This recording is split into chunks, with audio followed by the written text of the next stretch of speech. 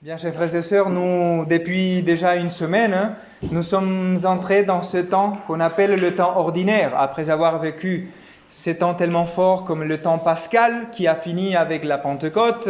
On a eu quelques solennités importantes comme la Sainte Trinité, le corps et le sang du Christ.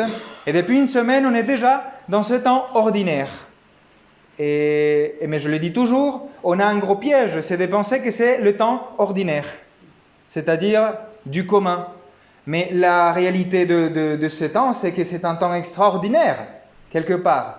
Parce que c'est le temps de la mission, justement. Aujourd'hui prend sens et regardez comment le Seigneur vous aime tellement qu'il vous donne cet évangile aujourd'hui dans cet envoi. C'est pas voulu, hein? C'est pas nous qui l'avons choisi. C'est le Seigneur qui nous le donne aujourd'hui. Pour nous tous, pour nous rappeler quelle est notre mission. Parce que souvent on comprend mal cet évangile. Souvent, quand on entend que la moisson est abondante et les ouvriers peu nombreux, on pense au manque des prêtres. Ça fait partie, mais il n'y a pas que ça. Parce qu'ici, on ne parle pas des prêtres. À l'époque, il n'y avait pas de prêtres encore. Enfin, vous comprenez, comme on les a aujourd'hui. Et quand le Seigneur envoie les 72, il est en train d'envoyer les chrétiens. Il avait déjà fait un envoi des 12 apôtres. C'est différent. Aujourd'hui, il envoie les 72, tout baptisés. Parce qu'en nous, le baptême nous pousse à évangéliser. Je pense qu'il y a au moins une personne ici qui s'achemine vers le baptême, n'est-ce pas? C'est ça? Ou pas? Ou peut-être? J'en sais rien.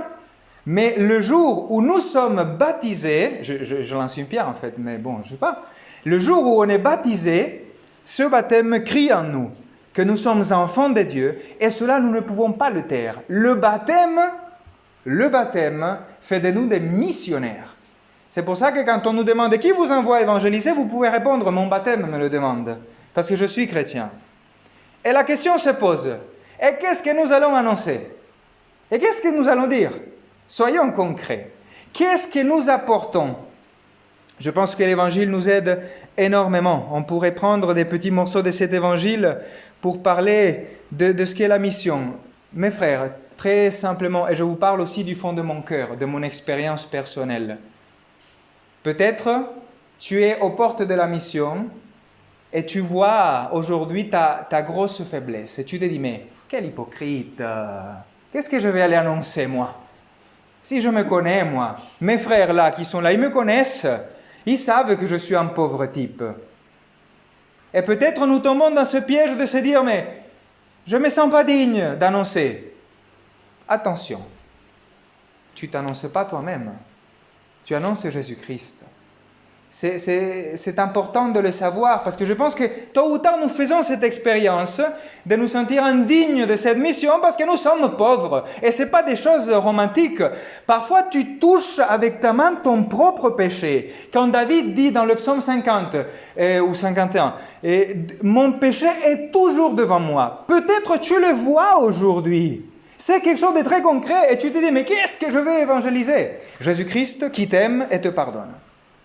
Et moi je me rappelle, un peu comme anecdote, qui m'a beaucoup aidé, quand j'étais au séminaire, un jour, on m'avait demandé de faire une annonce kérigmatique, mais j'étais vraiment mal ce jour-là, parce que déjà les séminaristes me connaissent très bien, et je me sentais vraiment le dernier de tous, et je me sentais vraiment mal. Je disais, mais je ne peux pas faire ça. Je suis un pauvre, mais vraiment, et peut-être j'étais en crise dans ces moments-là, et un frère séminariste est venu, il m'a pris, il m'a dit, écoute, peut-être c'est vrai,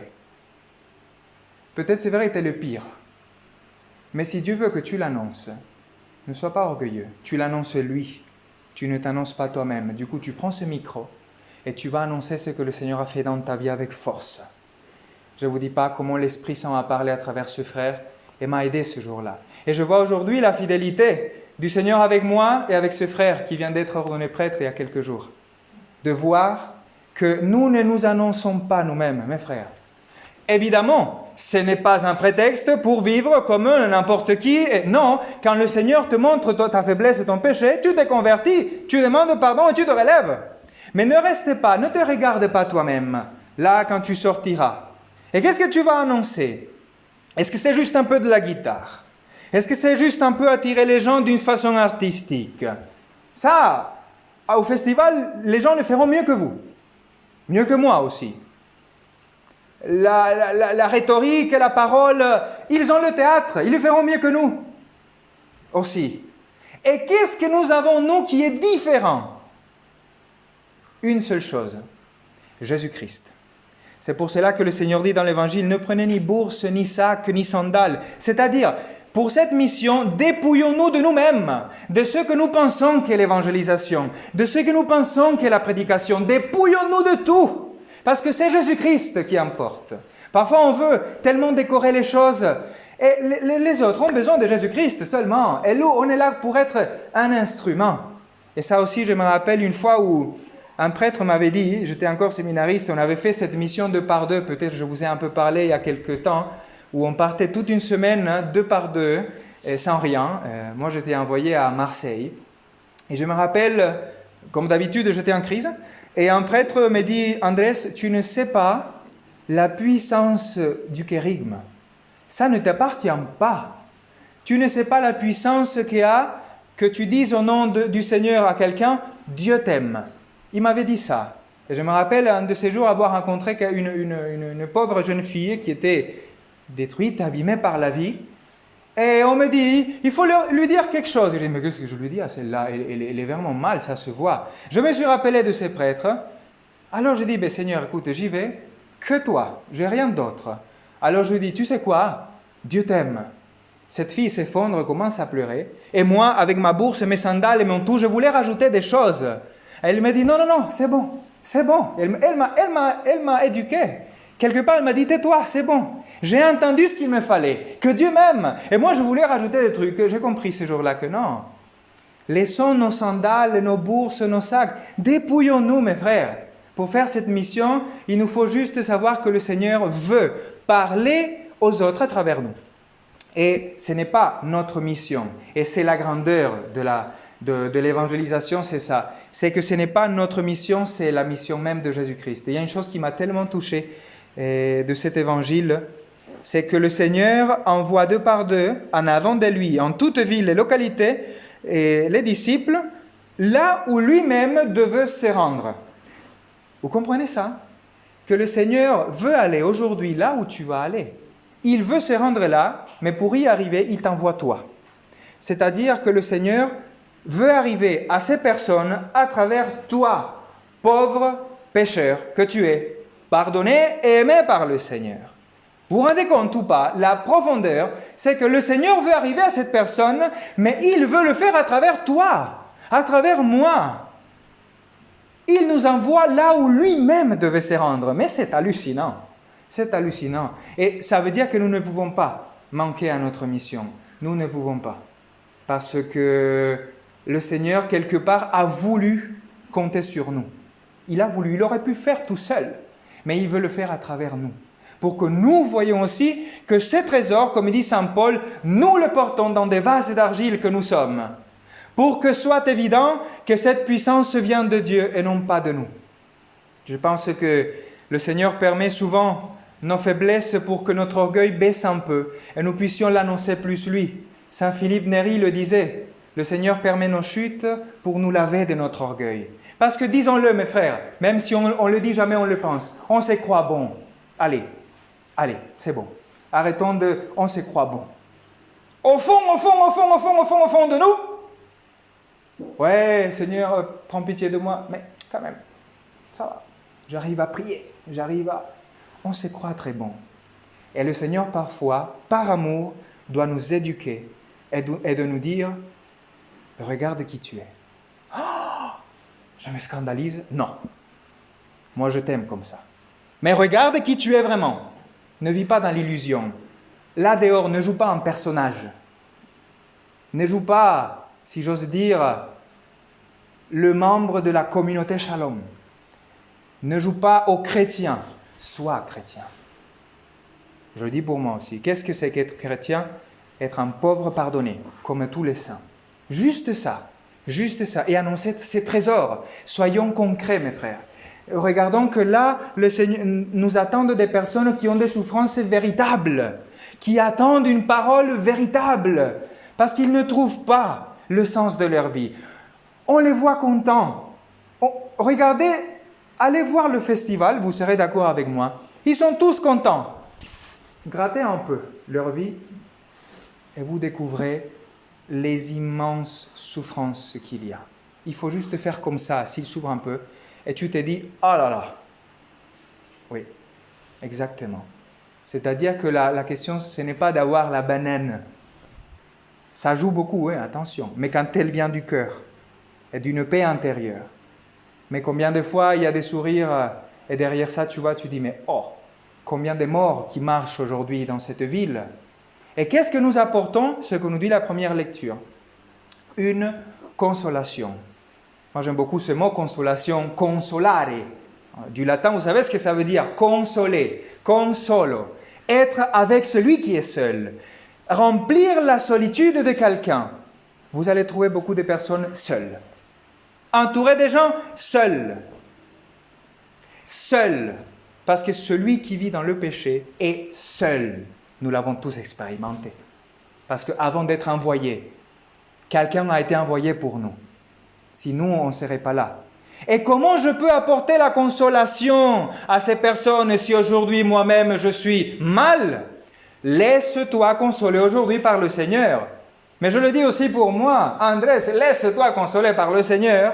Après, tu pourras consoler les autres. Laisse que le Seigneur remplisse ta solitude existentielle, tes peurs, tes angoisses, pour que tu puisses apporter la même chose que tu as reçue.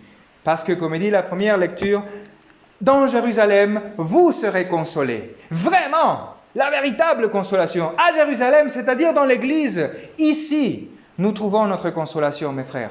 On pourrait dire tellement de choses, mais nous n'avons que ça à faire à la fin. Demandons au Seigneur cette grâce. Demandons cette grâce. Et ça, c'est important, je pense. Regardez que la mission aussi, vous savez, on a tous une gratification dans cette vie. On cherche des choses qui nous gratifient. Beaucoup de choses. Souvent, beaucoup de gratifications nous amènent au péché, parce qu'elles sont mal orientées. D'autres sont bonnes, mais peuvent parfois prendre la place de Dieu. Même la mission. Donc, attention aussi à ça. Nous pouvons, parce que nous sommes faibles, nous pouvons même idolâtrer la mission. Et moi, je me gratifie parce que je suis chrétien, parce que je suis prêtre. Attention, le ministère me gratifie, c'est vrai. Mais je ne peux pas mettre ma vie, dans ce sens-là, vous comprenez ce que je dis, dans le ministère. Parce que ce n'est pas ça ma gratification, ça m'aide. C'est comme quand quelqu'un vient gentiment me dire que parfois, par une petite parole que j'ai pu dire, ça l'a aidé. Moi, ça m'aide, ça me rend content, ça me montre que le Seigneur agit, même à travers moi. Mais ce n'est pas ça le centre. On peut, quelque part, idolâtrer même notre communauté à nous. Non! Le Seigneur, il dit, vous avez expulsé des démons, très bien. Mais ne vous réjouissez pas pour ça. C'est pas ça qui doit vous donner la joie. Seigneur, nous avons fait une mission extraordinaire. Tout le monde est venu et tout. On a 10 nouveaux au discernement vocationnel, au disciple. Et le Seigneur dit, mais très bien, mais ne vous réjouissez pas pour cela. Réjouissez-vous de ce que vos noms soient inscrits dans les cieux. Qu'est-ce que cela veut dire? Réjouissons-nous de quoi? Que nous puissions aller au ciel. Parce que si nous idolâtrons la mission, nous pouvons nous perdre aussi. Regardez que quand le Seigneur a envoyé les 12 qui ont expulsé les démons, ben là-dedans il y avait Judas aussi. Judas a expulsé des démons au nom de Jésus-Christ. Et le drame de Judas, c'est qu'à un moment dans l'évangile, il dit « Et le démon entra en lui ». Que le Seigneur nous délivre de cela, mes frères. C'est pour ça que le plus important n'est même pas la mission en elle-même, le Seigneur. Regardons le Seigneur.